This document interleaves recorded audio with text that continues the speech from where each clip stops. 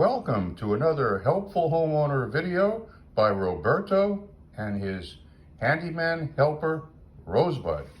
In today's video, we will be covering quarterly maintenance of a saltwater pool.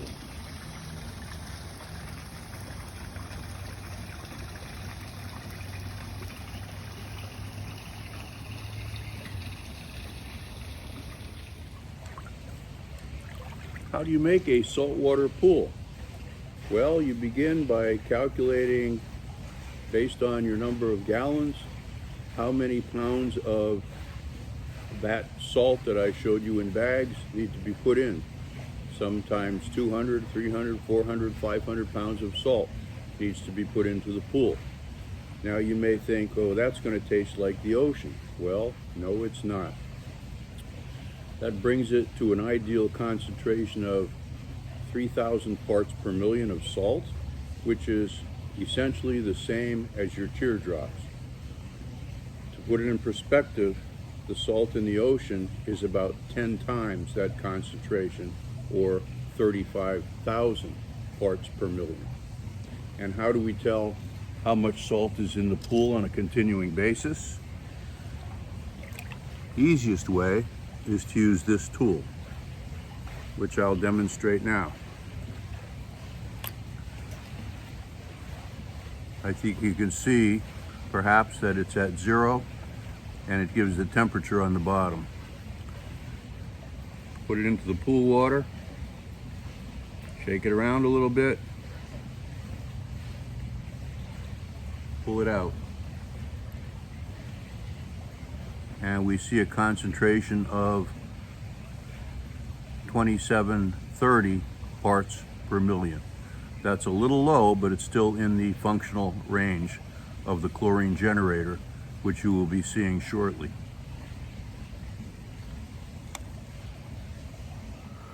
We'll be working with this equipment today. We will be cleaning the filter, which is in this filter housing, and we will also be servicing the chlorine generator, which is located here. Okay, we're out at the Jandy Aqualink RS2000. If you have that controller, the first step would be to put it into service mode. That stops the function of all of the equipment so that we can work on it. Now, we'll go down to the Jandy AquaPure and we need to remove it. First, we remove the power connector. Next, we try to remove the sensor that's beneath it.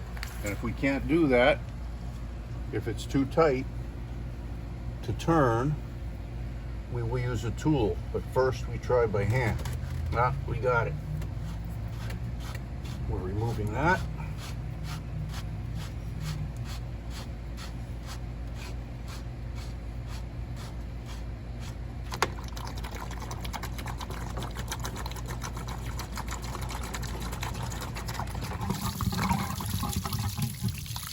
That's the Jandy Tri sensor. Senses temperature, salt content, etc. Next, we have to remove the two connectors that hold it on. And as I said, if we can't remove it by hand, we will use a tool. That one I can't remove by hand, and that one I can't remove by hand. This is the tool we use to loosen and tighten it. It should work very easily. Correct direction. Correct direction.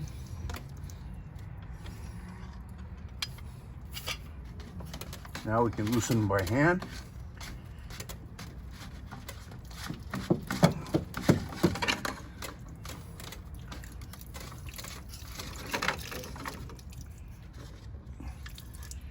And we have the Jandy AquaPure device. And if you can get an internal view, you may see the calcium deposit buildup in there. Is that visible on the screen?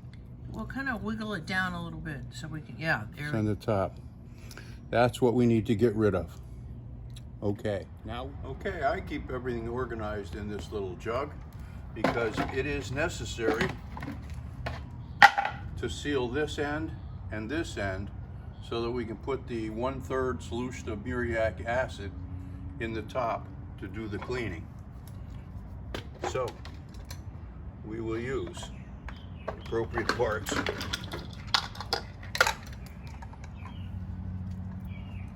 Put this one on the bottom to seal it.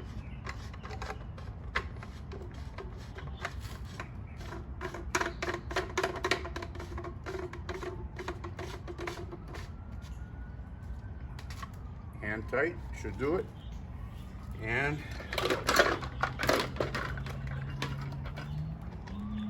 put this one on the side where the tri-sensor was located.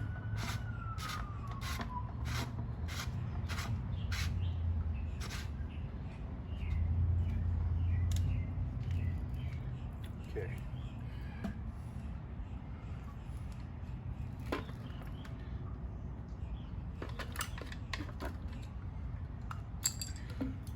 Now this bucket, we're to determine how much water it takes to fill this.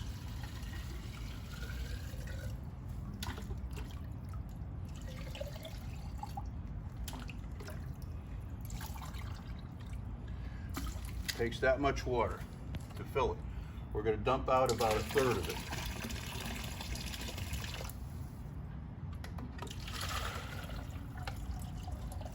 Put it back in the container. And now I'm going to judge about 1/3 of muriatic acid.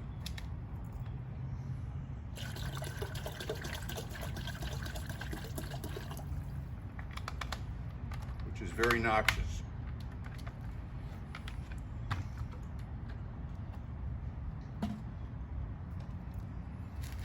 Now the solution goes back in.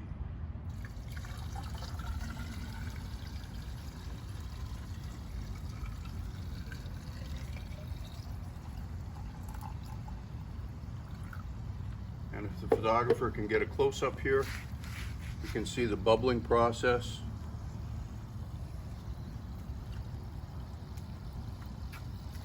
Where the calcium buildup is being eaten away by the muriatic acid. This process should take about 15 minutes.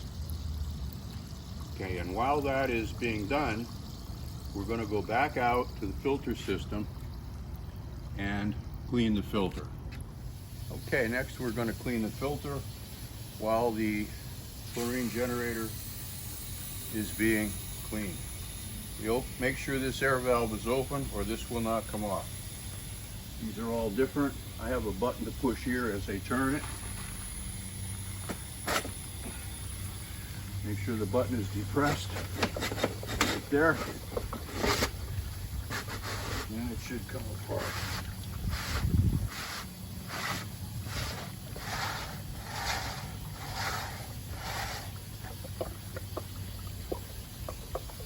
Safely set aside the top, being careful not to break off the gauge.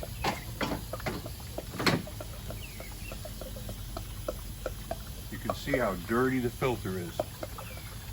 Very dirty. Remove it, and we're going to take it over to the cleaning area.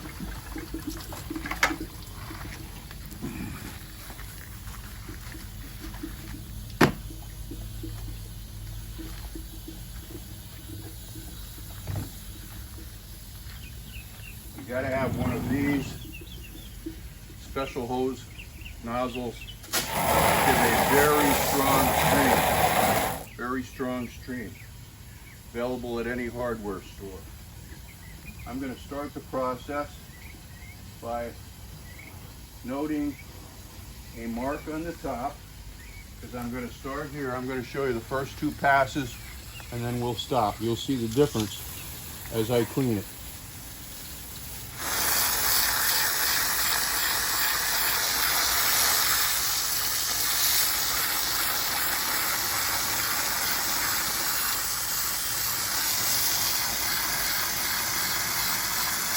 get to the bottom, you see all these solid particulate insects, etc., that have been sucked up by the filter and the vacuum hose coming out the bottom, right about now. Right about now. Is that a snake? You can see where I started. You make a turn, and you see that I'm just repeating the process. So we'll come back when this is finished. While my assistant is cleaning the filter, and while the muriatic acid solution is cleaning the chlorine generator cell, this diagram shows that salt, as we all learned in high school chemistry, is sodium chloride. And the point being that the chloride is where we get the chlorine for the pool. The chlorine generator separates the sodium and the chlorine and imparts a pure chlorine gas into the pool.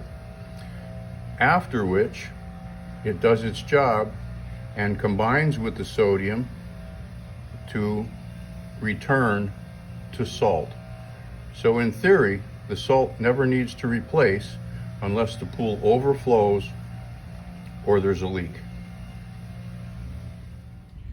Okay, the cartridge is now clean, much cleaner than it was, and these cartridges can last from 3 to 5 years without replacement.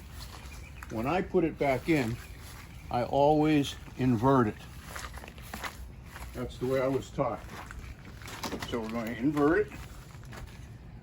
Make sure the center pipe is through it. Make sure it seats.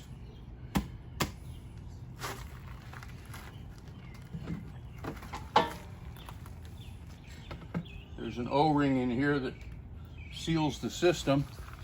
From time to time I lube that, but I did it last time, so I'm not going to do it again this time.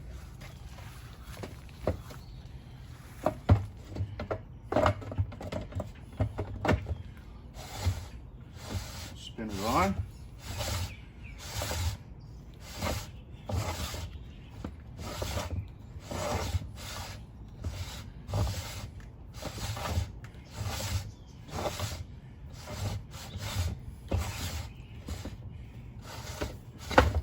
That's better.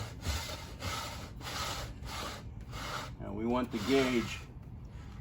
gauge to face front so that we can read it and so that the overflow will spray in that direction. So try to hold it there and lock it into place.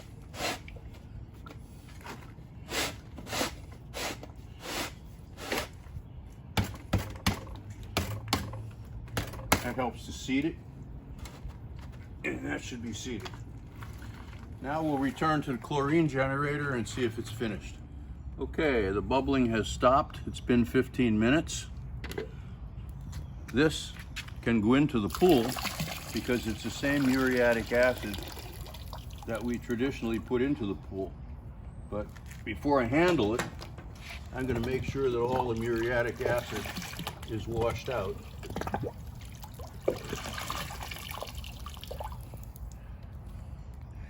Now I can remove the seals.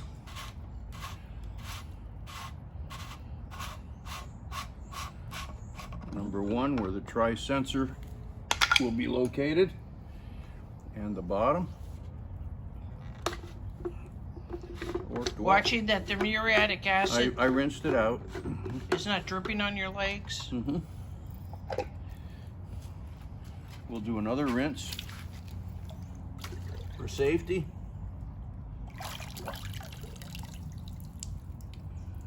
And we'll look inside, and we can see now on the top there is no calcium buildup. Yeah, wiggle it down a little bit and around. Yep. That end and from the other end. Oh yeah. You can see the titanium cells that are charged with electricity to separate the sodium from the chlorine. Okay, we'll take this out now and reassemble. It's important to get the direction of flow correct, and I know the direction of flow is this way. So we're going to go down here and reattach the unions. Line them up. Start it loosely. Line this one up. Start it loosely, and then turn them both at the same time if possible.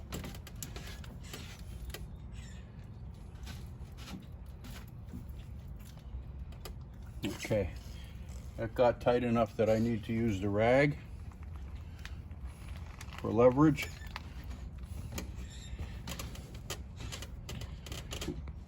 That's the correct way. And that one, this one, and one on the bottom. In this system, there's a notch on this sensor that needs to go in a certain direction,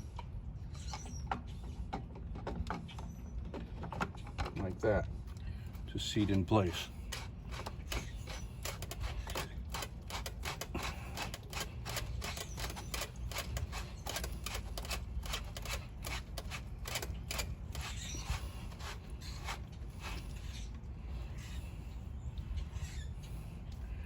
Leverage.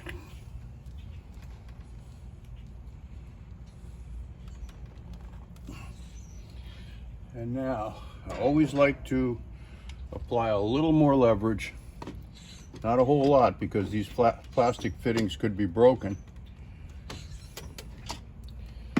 A little more tightening leverage, maybe a quarter of a turn or less. That's pretty tight.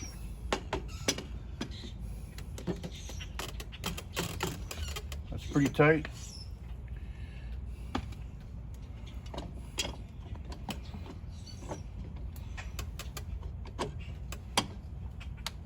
And that's pretty tight. Okay. Finally, reconnect the power.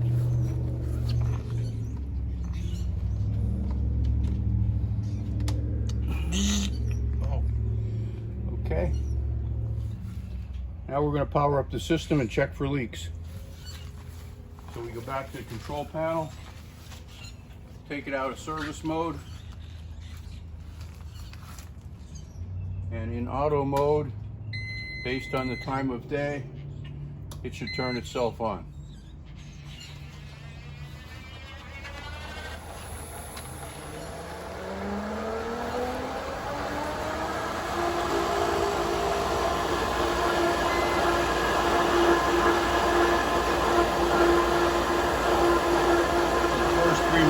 Pump goes on to a higher speed so that it can obtain its prime, because currently the system is airbound.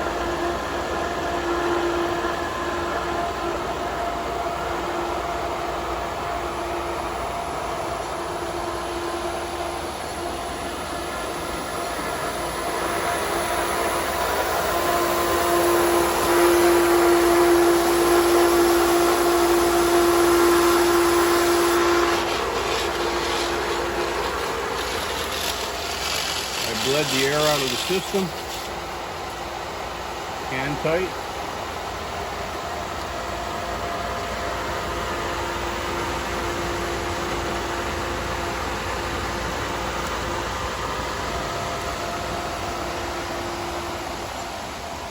We checked for leaks. This water was coming from the valve, so there is no leak here. Now we're looking for leaks at this union, and the union underneath where the tri-sensor is. We don't see any problem there.